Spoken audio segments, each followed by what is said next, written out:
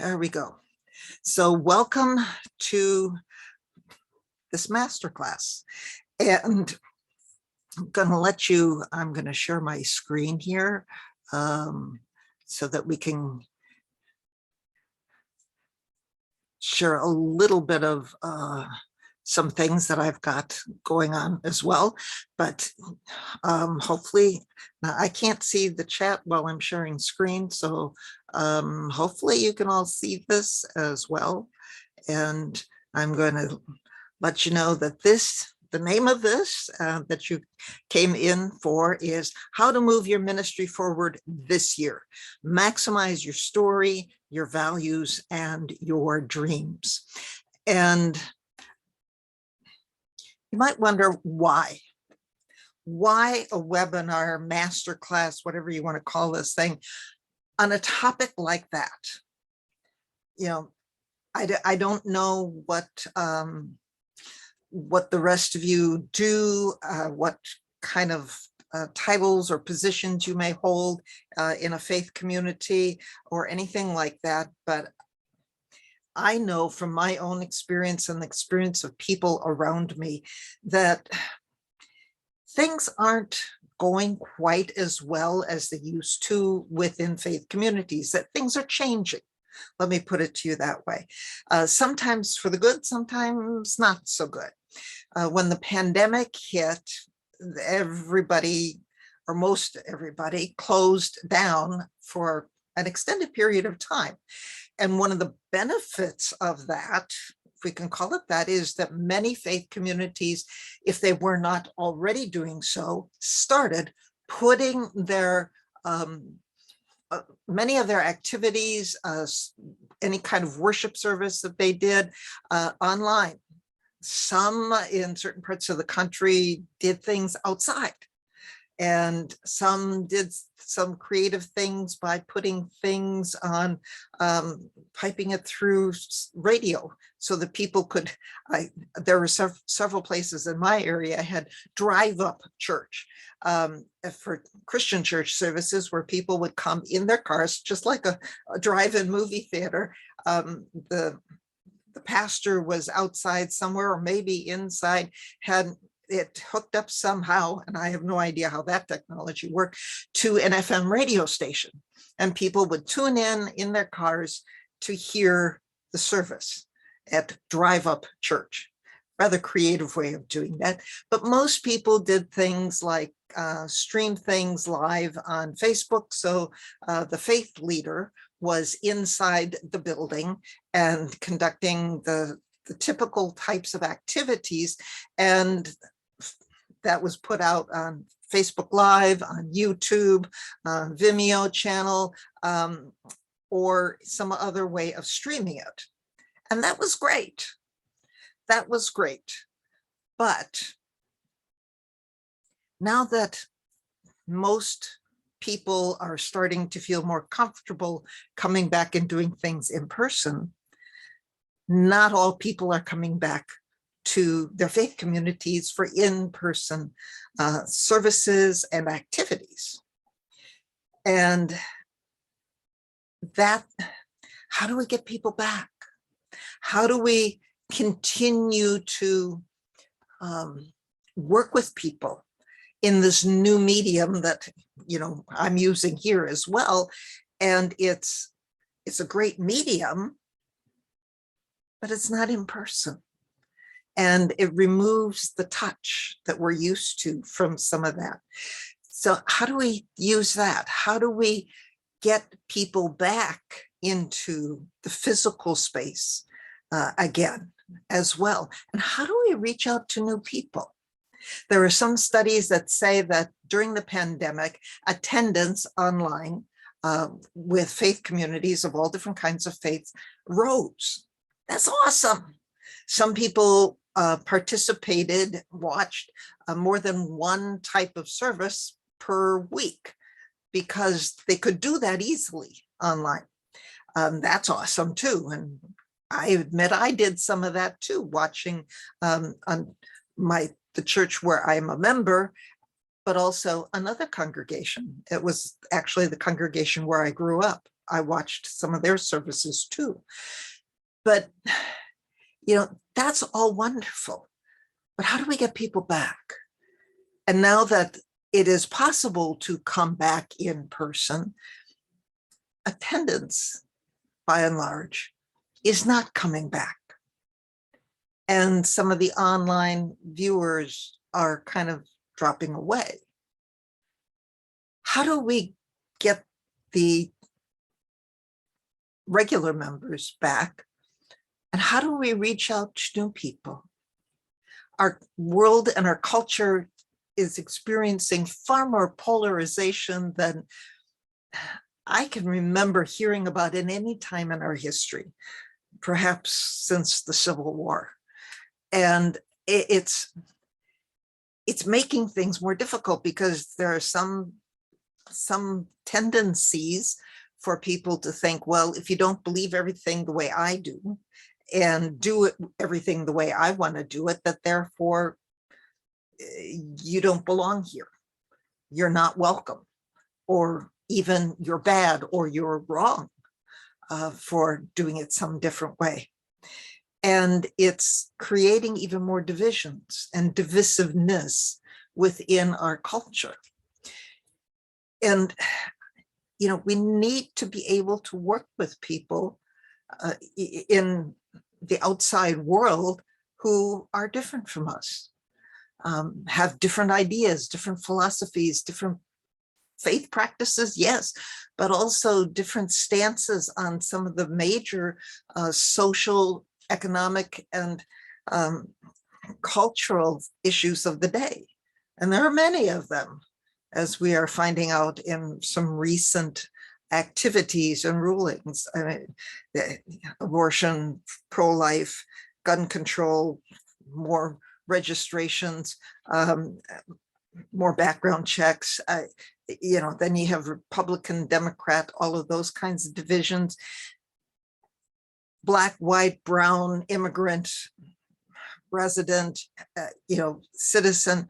All of those kinds of things are tearing at our fabric. And now with the inflation, and there's the war in Ukraine, and there's other conflicts in other parts of the world too that we don't hear about as much.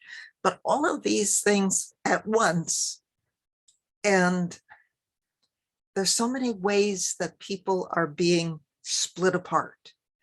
So how do we reach people? That's the question. How do we have something that's so good, so wonderful, so powerful to bring people back, or to bring them in the first place? And that's kind of the question that we need to be talking about. Doing it the same old way that it's always been done isn't working anymore. We can't rely on immigrants coming in, so we have to do something new and different. We can't rely on the old methods of doing things. So what are some new ideas? What are some new possibilities to do things? And as part of that, I want to share with you, I'm going back to share my screen here, some things. Well, come on. Share. Got to get the right button there. Think of some other things about who am I to be sharing this with you. Now, what you're seeing on the screen as it moves around is some of the typical stuff you would see in a bio, professional bio and things like that, to let you know some of who I am. Whoops, going a little too far, too fast there. Want to back this up. There we go.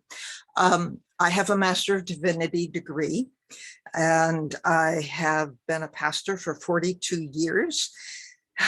Can't believe it's been that long. I have served in a whole variety of different kinds of settings. I've been in 2 small rural congregations. I have served on the staff in a good-sized city congregation. Actually, the congregation was about 6,000 members at the time I was serving there. I don't know exactly what it is now, but it's about 6,000 members, and I was one of 5 full-time pastors, and there were 2 part-time pastors plus other staff. I have served in a very large rural congregation. The first 2 congregations I served were quite small, and I served 2 of them at the same time. And then the last congregation I served with my husband for, we served together for 12 and a half or so years, 12 and a half to 13 years as a clergy couple, which is a whole different ballgame, and working together on the staff of a very large rural semi-suburban congregation. And I have 4 units of what CPE, which stands for Clinical Pastoral Education, which is an advanced type of study. And you know, if I did the whole long bio, there would be other things I would add in there, other certifications and things that I've gotten along the way and things that I've done. Great. You know, that's the typical bio. That's how people would normally introduce themselves. If we go to a networking event, that's what people usually say. Hey, I'm, you know, Kathleen Penning, I work for, or this is my profession, and this is how many years I've done it. This is my particular job area, those kinds of things. And this is my specialty. That's great. You know, that tells you some of the stuff, kind of the outside of the package. But there's a heck of a lot more to me than that. And there's a whale of a lot more to you than goes into a bio as well. So let me tell you a little bit more about my story. It's not the kind of thing that I shared until very recently. Because you see, that large congregation that I served, it was the second position I had as a pastor. And when I was there for about a little over 4 years, the senior pastor, who had been there for many, many years, 20 years or something like that, or more, retired. And after a couple of months, a new senior pastor came in and onto the staff. You know, that's typical way things move within the Christian churches, and you know, my experience and things like that, and being with a large staff. Sometimes when there's only one associate pastor, that pastor is expected to leave before a new senior pastor comes, or shortly thereafter, so that the new pastor can have the person he or she wants to work with. Well, with a very large staff like that, that would be rather extremely disruptive to the congregation. So that was not a part of the requirement.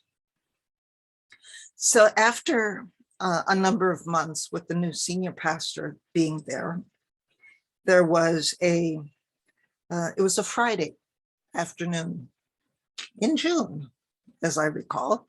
And I had been there a little bit less than 5 years at that point, when the new senior pastor asked me to come to his office. Okay, we had had some one other personal conversation in his office. All of the rest of the conversations had been in staff meetings. So I showed up at his office at the appointed time and had a little bit of chit chat. And then he said he was offering me the chance to choose. And then he laid out my options. I had 2 of them: resign or be fired. Those were not options that I ever expected to hear in any church.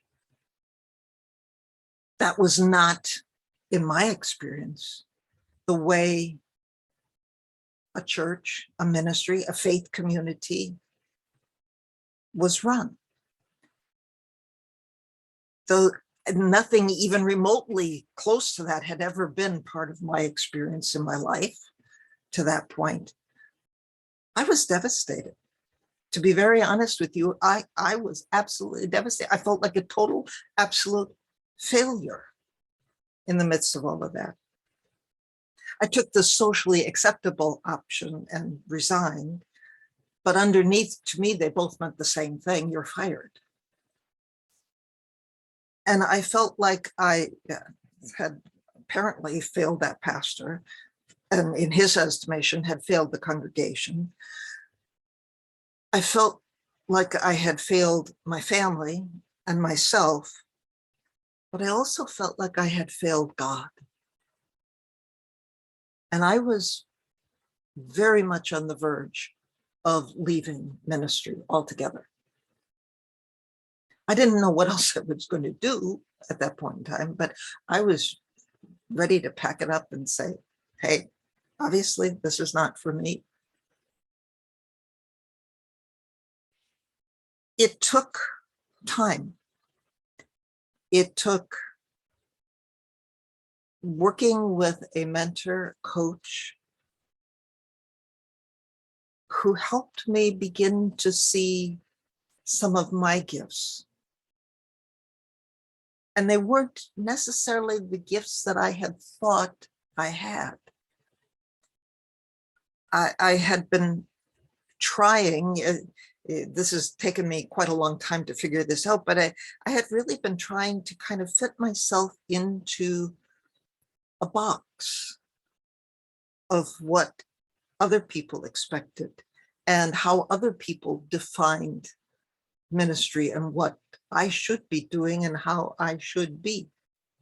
Now, I knew there were some things in ministry that were definitely not my skill set, and youth ministry was one of them. But there were other things that I was good at.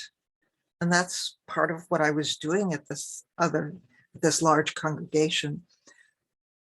But I was good at it to a point, and then it started draining my energy. And because of that, I probably didn't do as much of it as that new senior pastor wanted or expected.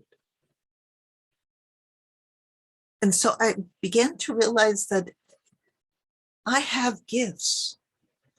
I have abilities that don't fit necessarily so nice and neat inside of the way things were being packaged for me and about me. So I left that congregation, yes, but I did not leave ministry. And over time, I began to realize, there were some other things I was really interested in. Some things that were a little, shall we say, outside the box for the way most people did ministry. And after leaving that congregation, I went on to do some pretty darn good things. I got married, for one, moved across the country from the north to the south,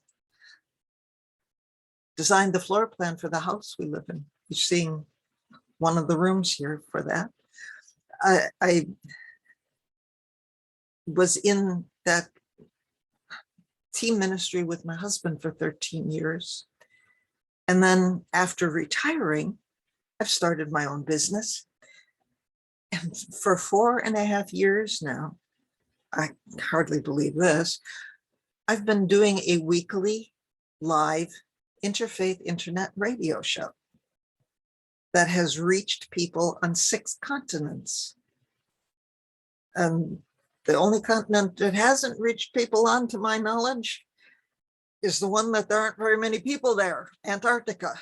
So, and I don't think the penguins pick up internet radio very well. So, I never expected to do any of that. Never, ever dreamed of that. At the time I was told to leave that other congregation. And I never shared that pain, that part of my story Oh, I told people I left the congregation. Yes, that was obvious.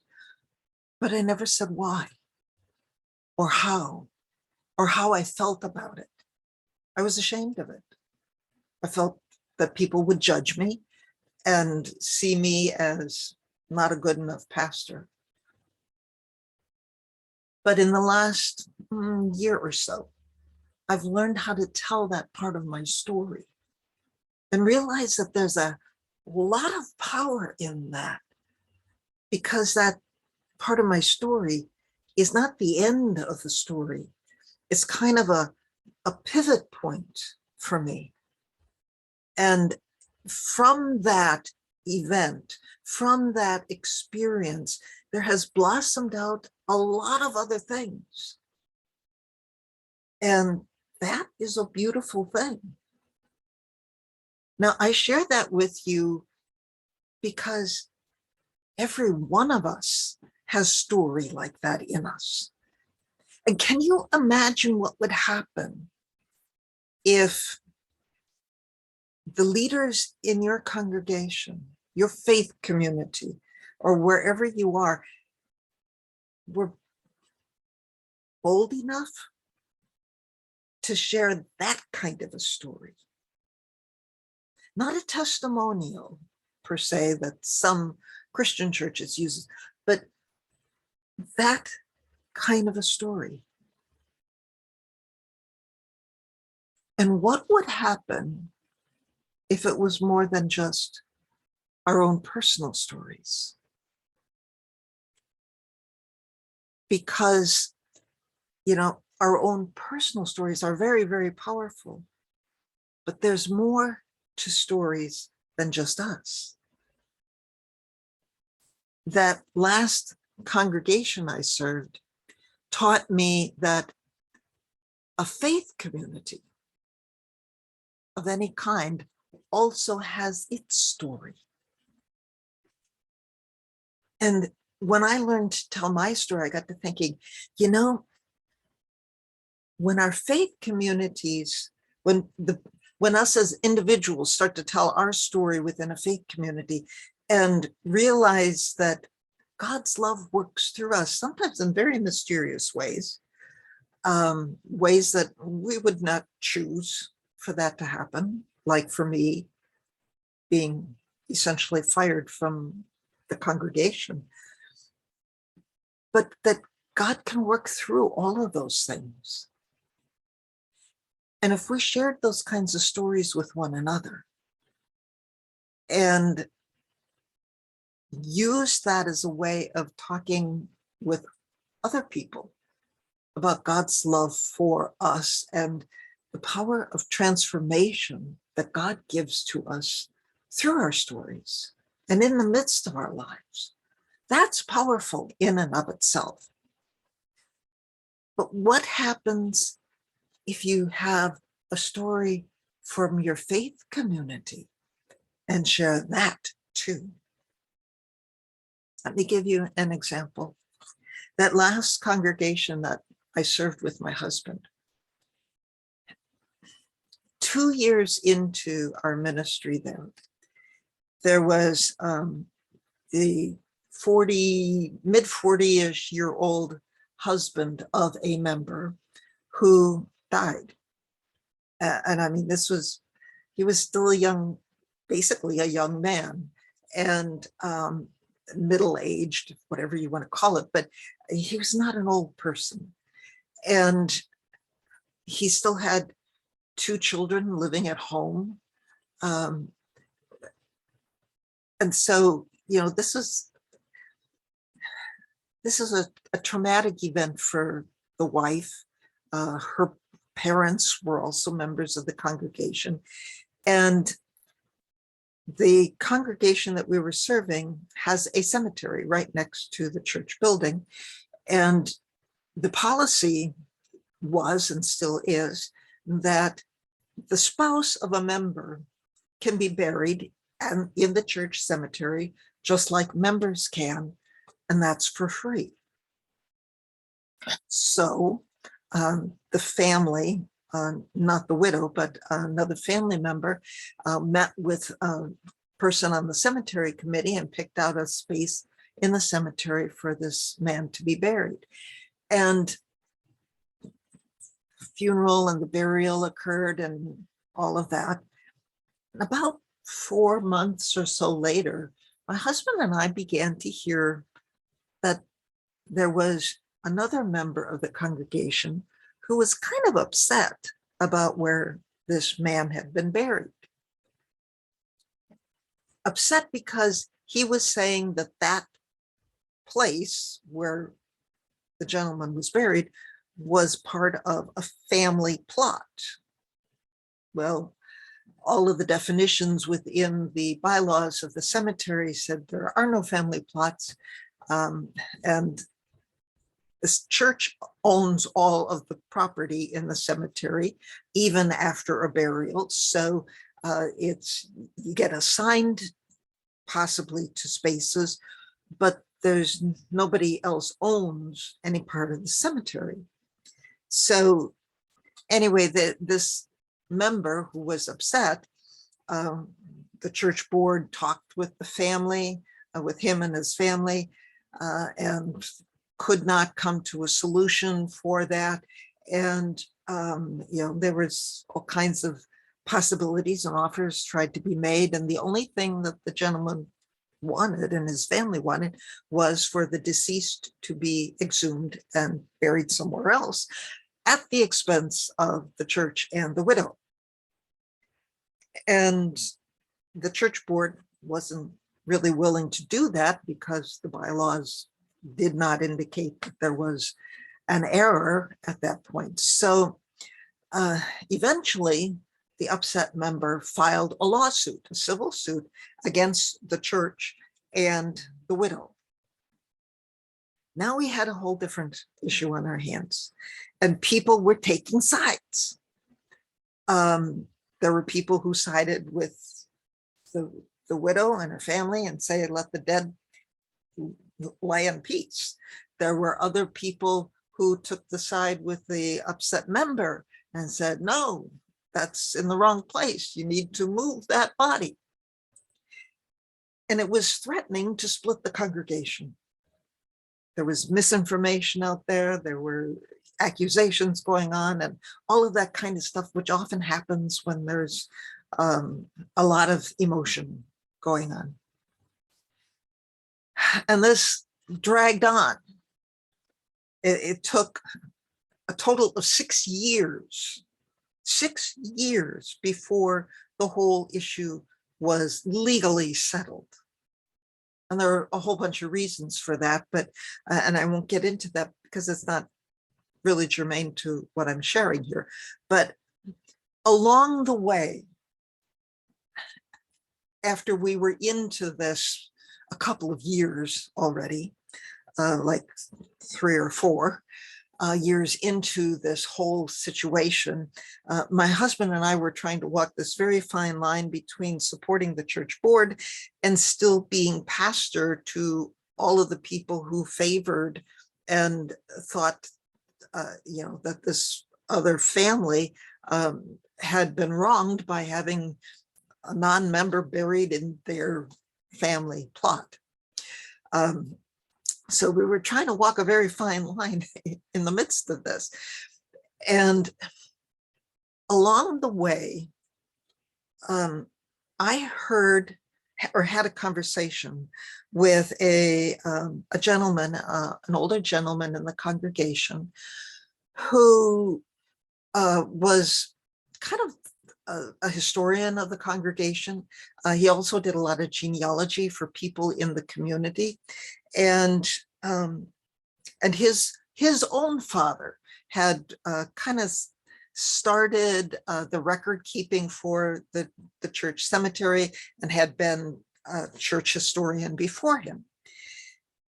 And the gentleman I spoke with, the son of the original historian there, told me kind of the rest of the story of something I already knew. In 1865, the congregation was founded in 1852, and they had a wooden church building constructed and on the basic site of where they are now. But in 1865, which was just around the ending of the Civil War, that wooden church building was destroyed by a fire. Now, I had always assumed that it had something to do with the Civil War, that maybe it was some remnant activity of the Civil War or whatever with that. But when I talked with this gentleman, he told me that there was more to the story than that. And it turns out that the church building had been destroyed by a fire, yes, but the fire was not an accident. It had been intentionally set as a result of a dispute between two members. Now, I don't know what that dispute was about, but one of those members was very upset, and he hired a black man who at that point would have been a freed slave to set the fire. And this African-American man just could not allow the Bible that was in the church or the communion ware to be consumed by the fires. So he removed them, those items, and hid them, the story goes, in a hollow log in the woods. And the church burned. Somewhere along the line, someone found those things in the hollow log. And that, of course, made it very evident that the fire was not quite an accident. Those things would not have been out there by accident. Now, I have no idea what happened to the black man who set the fire, but part of the story that this gentleman told me is that his father had known who the individual was who hired the black man to set the fire. And the person who told me the story asked his father, who was this? You know, he just really wanted to know. And his father refused to tell him, took the information to the grave with him. And the reason, he said, was because there were descendants of that man still in the congregation and the community. And he did not want that information to be a stigma to them. He didn't want them to have to carry that forward into the future for something an ancestor had done 100 years before. I heard this gentleman tell me this story and realized that I had never heard any of this from anyone else in the congregation. And so I asked him if I could share that in my sermon the following Sunday. And he said yes. And I did. The text for the day was about forgiveness. And that's the context in which I shared that story. Didn't reference anything at all about the dispute dealing with the cemetery. But when I shared that story, you could have, you know, the proverbial, you could have heard a pin drop. Well, you could have heard a pin drop, because lifelong members of that congregation, of which there were many, had never heard that part of the story. That part of the story was almost lost in the conscious memory and anything written by anybody in the congregation until that gentleman told me and I shared it. But you know, the curious thing is, after I shared that story, there was a softening not an immediate resolution, but a softening on the part of people on the church board towards the family and the man who was filing the lawsuit about the burial in the cemetery. There was a bit of a softening also about some of those who were taking the side of the family, the plaintiff in this lawsuit. I can't say that story solved the issue, but I can say that it was a moment in the life and consciousness of that congregation. There was another possibility here, one that they did not know existed, one that was part of their heritage and of the story and life of that congregation. Those are the kinds of stories that we need to bring out from our faith communities. Because when a faith community embraces that kind of a story and says, this is the kind of people who we are, this is how we live with one another, that has a power to radiate far and wide into the community, not only into their own members, but out into the community. That has the power to empower their mission in whatever form it may take, but to empower their mission, purpose, a definition of part of who they are. But we have to share those stories. And they're that powerful enough that they have to be shared. But all too often we don't share them. And sometimes they even get lost. But sometimes we can regain them. And that's the beauty of that. So that's, maximize your story, the power of story. And I've spent a lot of time on this, but it is so critical. We're so used to, as a faith community, telling the story. And that's totally legitimate, that's part of who we are. But that story, the story, comes to life in and through us.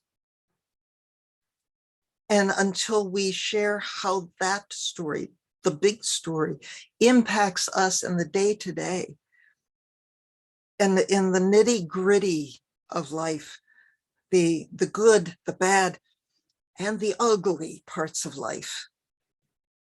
That's what people need to hear. That's the power that we need to share. And that will move mountains. And it will bring people in as well.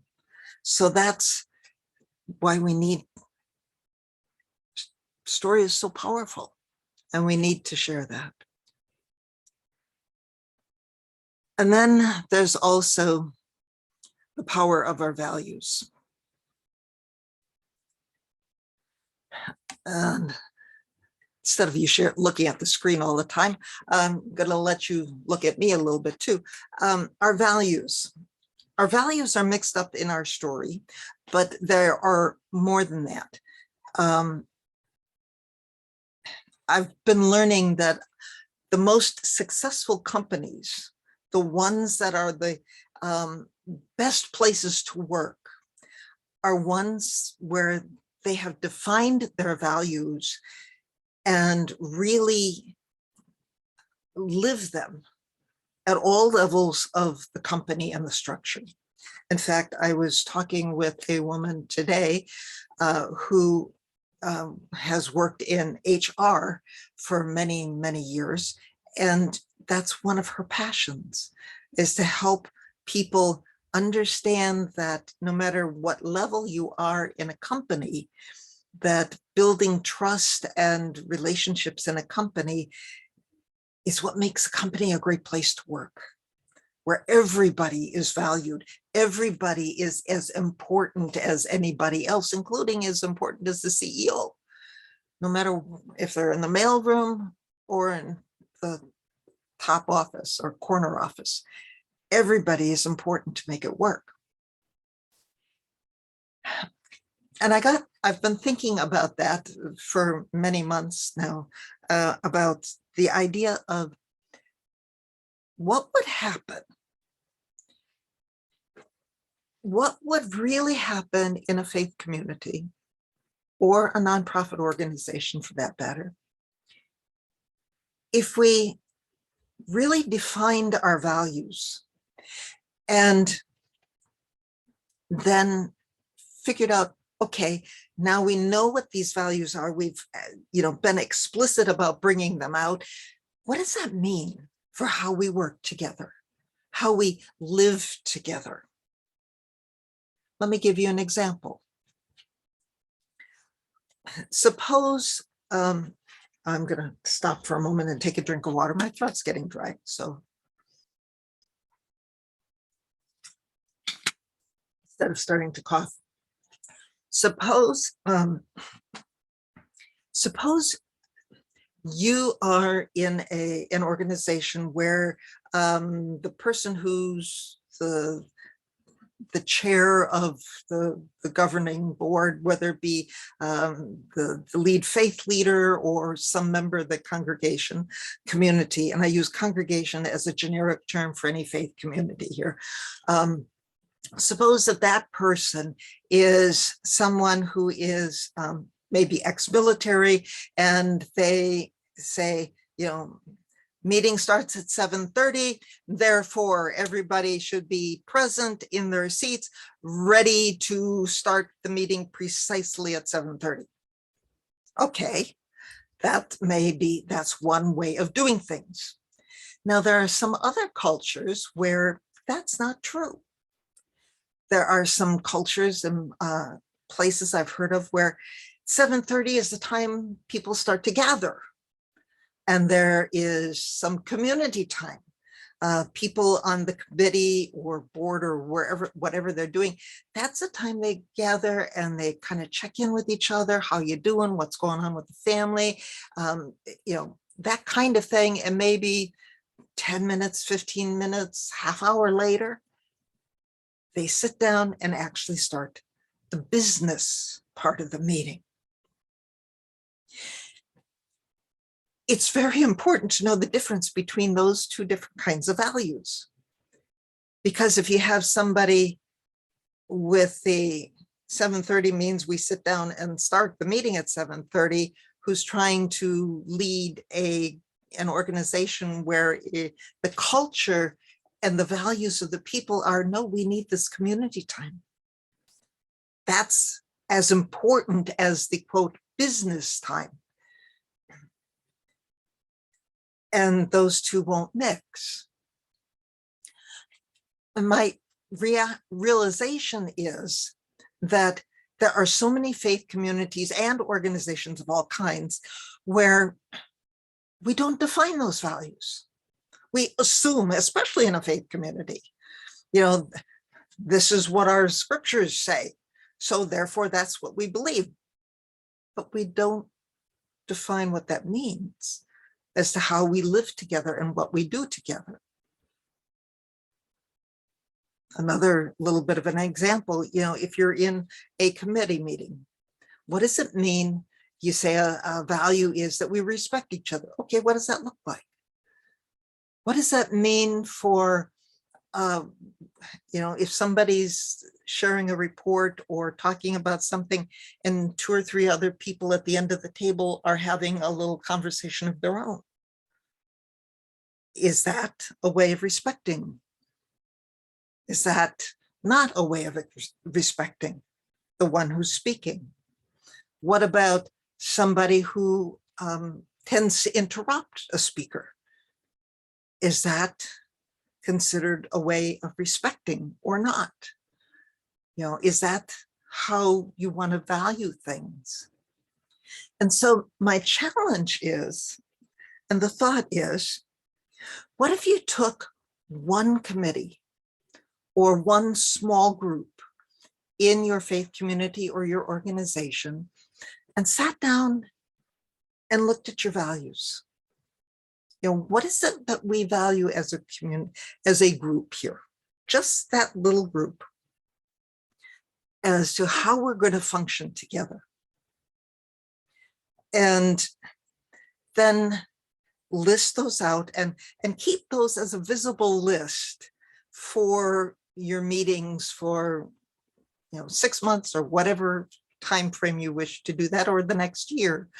And the next time if it's a committee and there's new people come on the committee, you might need to revisit that or say, these are the values we've outlined for this committee, and to know that that's how we function together. And it's not to be set as, you do this, you do it our way or you're wrong. No, this is the way we do it to be respectful. This is the way we show our care and concern for one another. This is the way we build trust together when we treat each other these ways. When we, if we say we're going to do something, we do it. If we say we're going to be here on time, if at all possible, we will be there on time. And, if not, we make sure to contact somebody. And if something can't get done, we are honest about it. So what if you tried that with one group for the next 6 months, for the rest of this year, to see what would happen?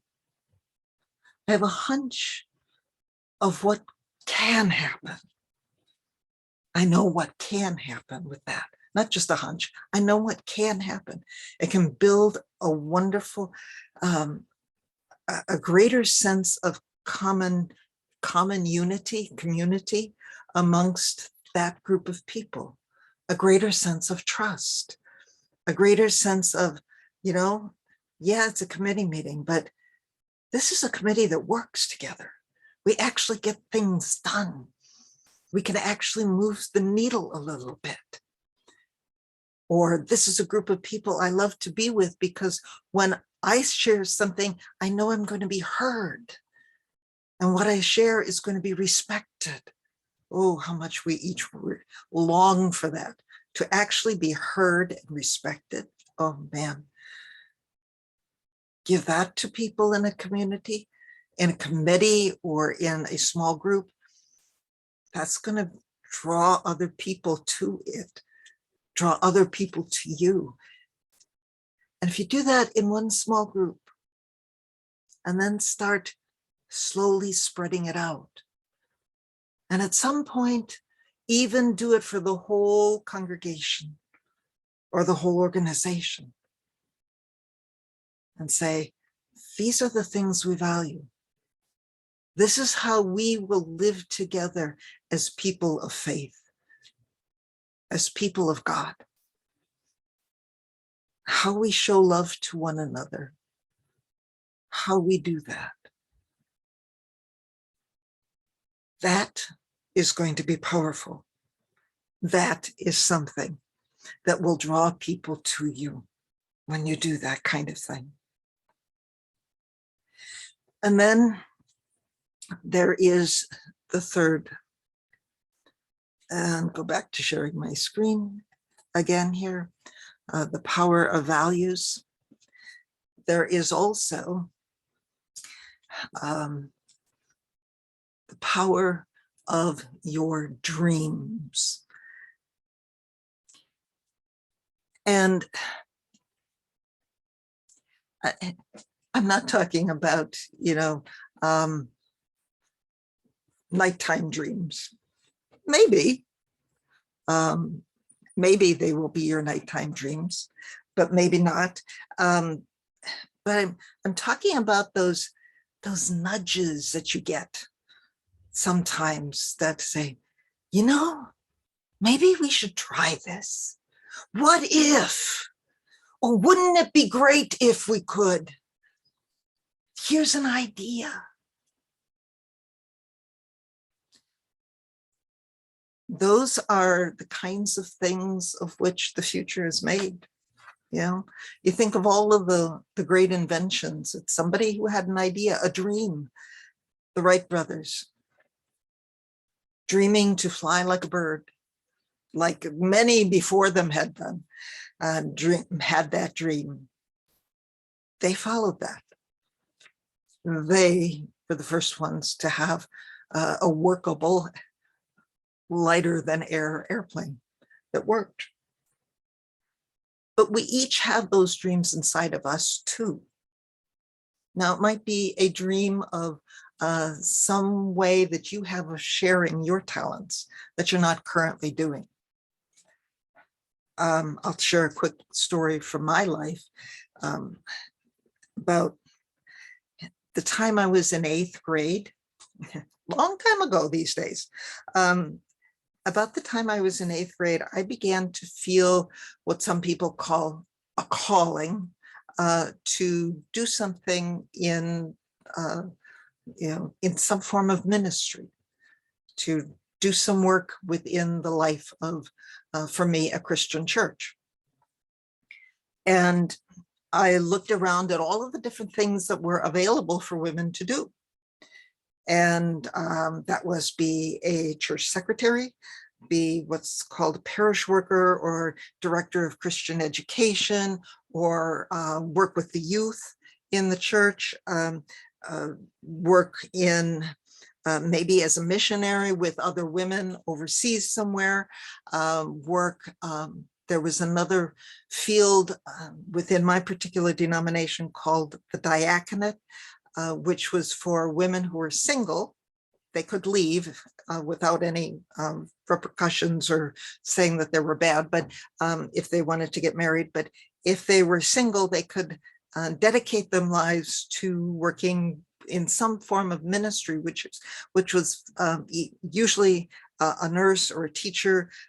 In years and years past, it was old folks home or orphanage, or some sort of social service, social type of agency where the church would work through that, not necessarily a congregation. And I looked at all of those, and I knew about all of those because I have ancestors and relatives who've done basically all of those at one point or another. Not the same person, but various people on both sides of my family.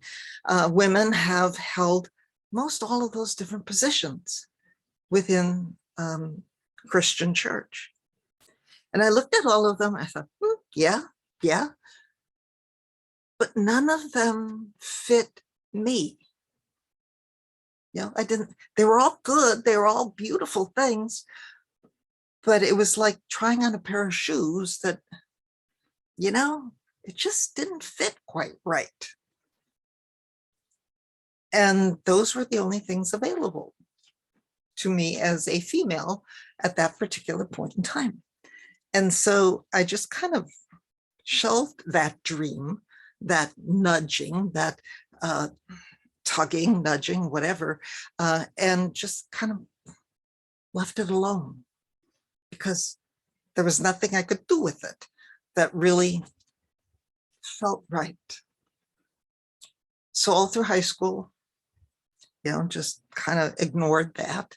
It would surface once in a while again, and just kind of had to say, well, nothing's changed. And then within the first month that I was at college, I went to a Christian college. I happened to have a conversation with the campus pastor. It was one of those chance conversations of, hi, who are you? What are you going to major in? And, where are you from? What's your family? Those kinds of get acquainted conversation. And so when I was asked, well, what are you going to major in? I didn't know. I really didn't know. So I started listing from A to Z all of the things that the church, that school had available, that I had some interest in. And when I got to R, I said religion. And the campus pastor jumped right in and said, have you ever thought about becoming a pastor? And I looked at him kind of really dumbfounded and said, Can I do that? Can women do that?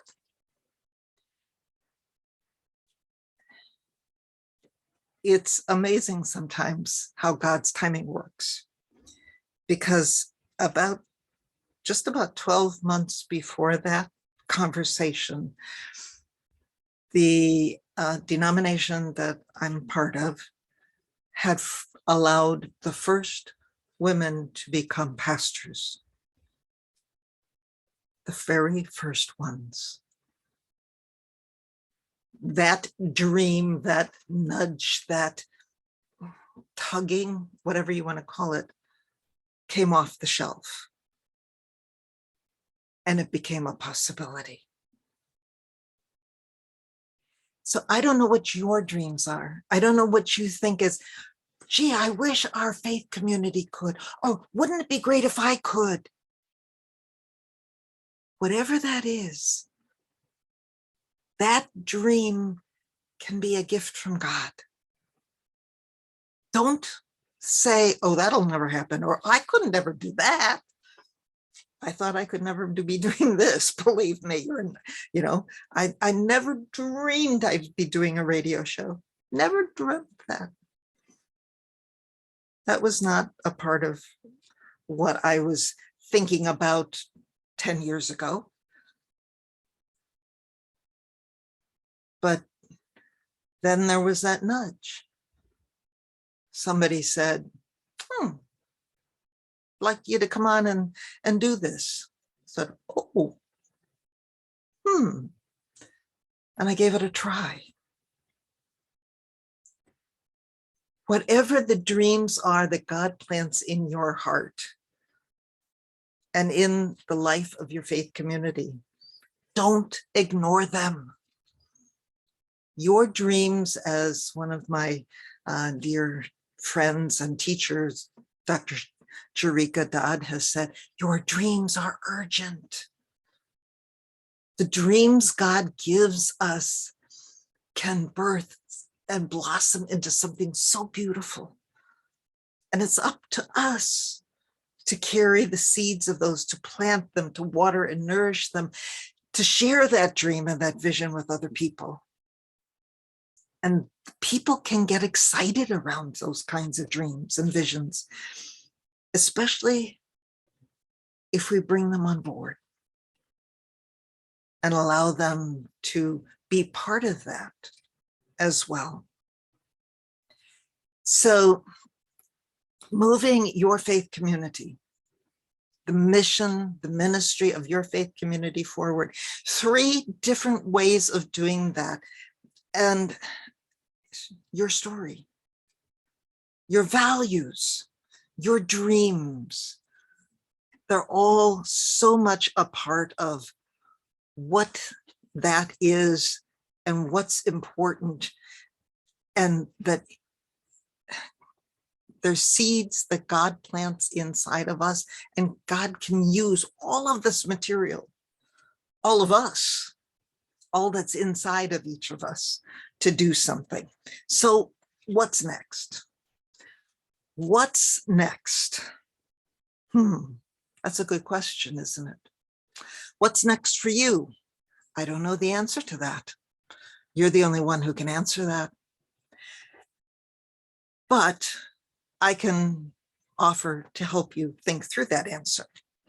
And so I am offering everybody who is present here a chance to have a phone call with me. I've got some ideas. I've got some possibilities. You may be a good candidate to be on my radio show. And I'm going to stop sharing this and put this in the chat as well, so that you can, let's see, make sure I can share this for everybody as I type this.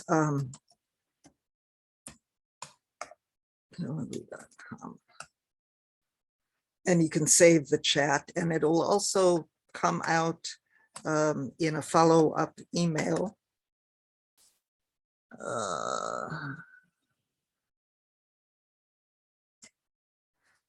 But if I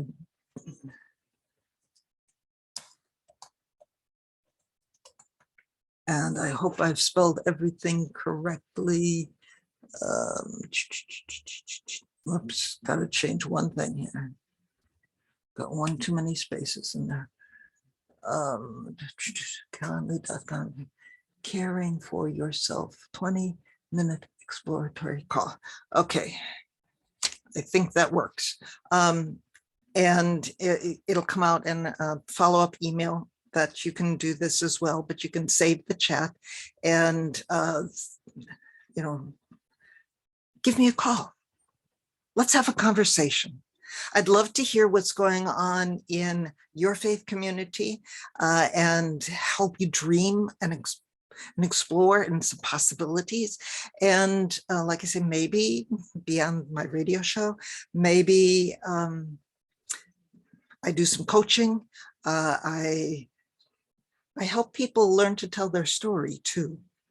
So there are, and work with faith communities to tell their story, to discover that story, to talk about your values and see how to put that together.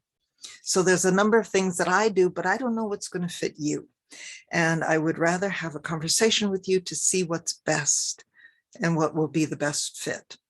So, and, you know, that's what's next. And now I want to open it up for questions from you. If you have any questions for me, you can type them into the chat and I will do my best to give you an answer and see what you might be thinking and what you might want something more from me on about what I've shared this evening. So I'm just delighted that you're here and that we have been able to have this time together and to explore some new ways of moving your congregation, your faith community forward this year, not waiting till next year.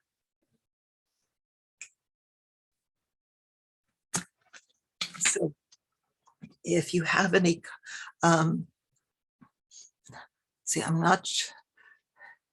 if you would like to raise your hand, there's a place down on the bottom where you can raise your hand and I can try and bring you on to ask your question. If you would prefer to do it that way, that would be awesome as well. So, and you can you all see what I need to host and panelists? Oh, I may not have sent that information to everyone for the call. Let me retype that, put that back in here again. So to make sure you can see that, because I think I sent it only to myself. So make sure you get that there. So, so that you can share that or see that and save the chat. And to save the chat, if you're not familiar with this, in the where it says the chat on the far right hand side, there's something that looks like a little face, and then to the right of that are 3 dots. If you click on those 3 dots, it will give you an option on the top to save the chat. So that is where you can do that, and it'll save on your computer to do that. So that's the possibility. So I promised you about an hour, hour and a half. So that's the time frame we're at, and I wanted to save this last bit of time for you to ask whatever questions you might have, and any comments, feedback, I'll also take that. So,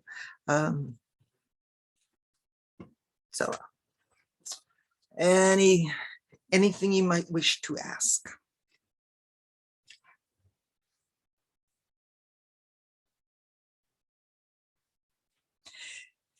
there's so many different ways to go about this, to find ways to move things forward in our faith communities. There's no, I don't know what your backgrounds are. I don't know what you might have tried in the past, but don't be afraid to try something new. Don't be afraid to think of new possibilities. That's part of what's really freed me, is to be able to think about, well, I don't know, maybe that'll work. That would be just an awesome way to give things a try. And if it doesn't work, that's okay. There's nothing wrong with trying something and it not working. Sometimes you got to try a couple of times. The Wright brothers didn't get it correct the first time. Thomas Edison, from what I've heard, it took him like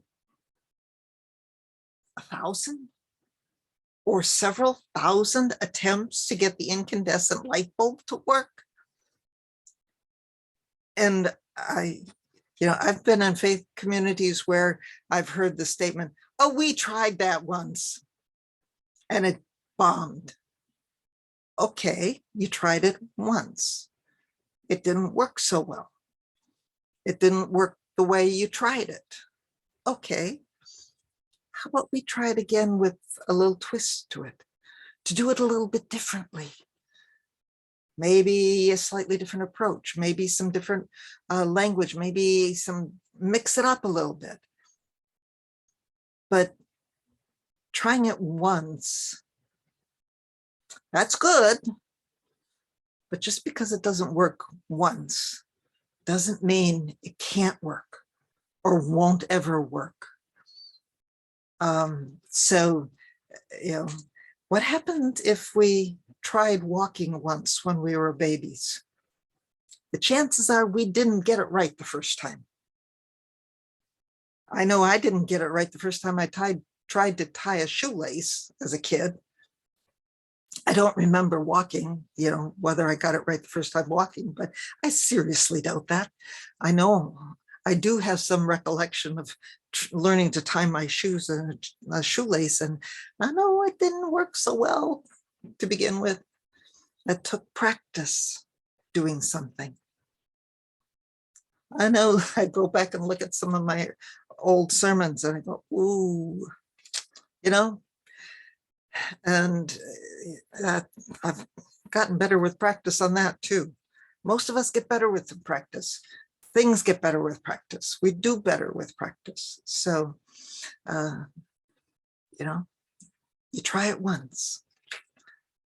Don't be afraid to try it again and again and again, and tweak things. See what else could be a little bit different.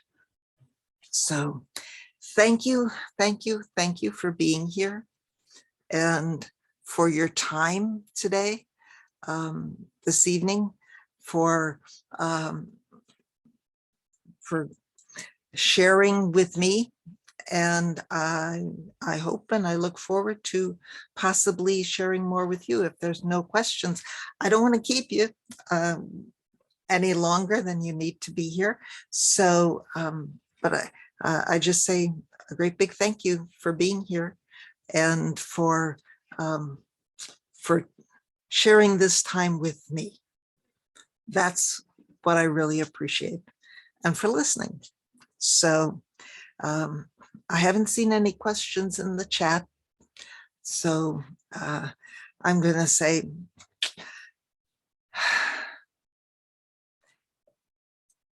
it was great to have you here, Angela.